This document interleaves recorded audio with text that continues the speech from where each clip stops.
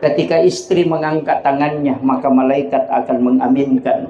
Walaupun laki-laki diaminkan, tapi lebih cepat doanya diijabah. Itu adalah kaum istri. Maka titiplah doamu pada 3 perempuan. Yang pertama adalah ibumu, karena semua pintu langit pasti terbuka ketika dia bermunajah kepada Allah. Yang kedua istrimu, karena doanya lebih cepat dibanding dengan doa suami. Yang ketiga anak perempuan, karena ketika dia ahli ibadah, maka api neraka tidak akan menyentuh badanmu.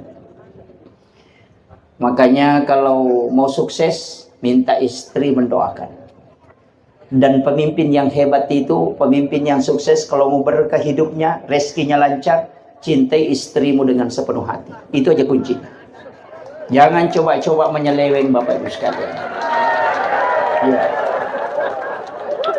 Saya sampaikan, banyak kita lihat di media Pak, pimpinan pondok pesantren, hafal Quran, hafal hadis.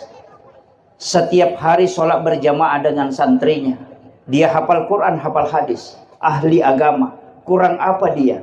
Tapi ketika dia melakukan perzinahan, coba lihat, dia dijatuhkan sejatuh-jatuhnya dan dihinakan sehina-hinanya. Yang hafal Quran saja bisa dihinakan dengan perbuatan itu, apalagi yang tidak hafal apa-apa.